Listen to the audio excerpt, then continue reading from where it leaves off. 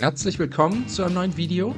Heute zeige ich euch ein schnelles und einfaches Rezept für ein leckeres Frühlingsomelett mit Buttergemüse.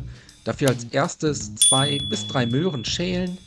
Sobald ich das tue, steht Cooper meist hinter mir, möchte ebenfalls eine Möhre abstauben, also schäle ich mal direkt eine Möhre mehr.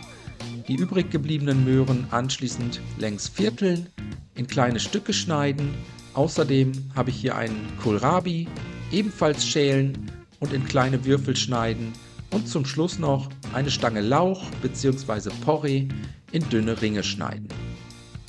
Wenn das erledigt ist, eine große Pfanne oder einen großen Topf aufsetzen, Möhren und Kohlrabi hineingeben, außerdem einen kleinen Schuss Wasser dazugeben, nicht viel, lediglich 2 bis 3 Esslöffel, ein gut gehäufter Esslöffel Butter, eine Prise Salz und etwas Zucker in die Pfanne geben.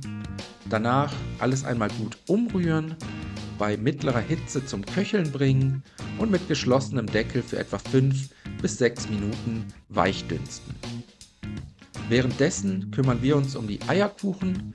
Dafür als erstes 8 Eier in eine Rührschüssel geben, dann etwa 100 ml Sahne dazu gießen. Gewürzt wird das Ganze nur mit etwas Salz und frisch gemahlenem Pfeffer. Danach mit einem Mixer oder Schneebesen verquirlen und kurz zur Seite stellen. Jetzt gehen wir zurück zu unserer Gemüsepfanne. Nach etwa 5 Minuten können wir den Lauch sowie 125 Gramm angetaute gefrorene Erbsen dazugeben.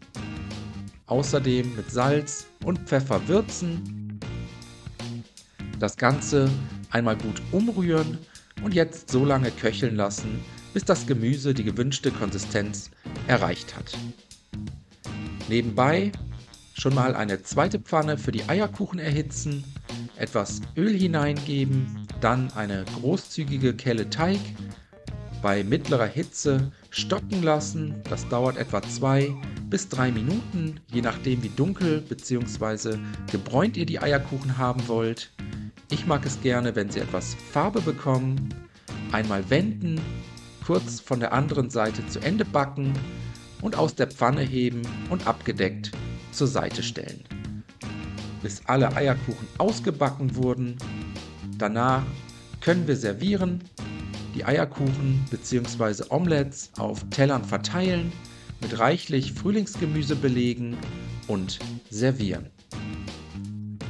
Danach wünsche ich euch einen guten Appetit, viel Spaß beim Nachkochen, bis zum nächsten Mal.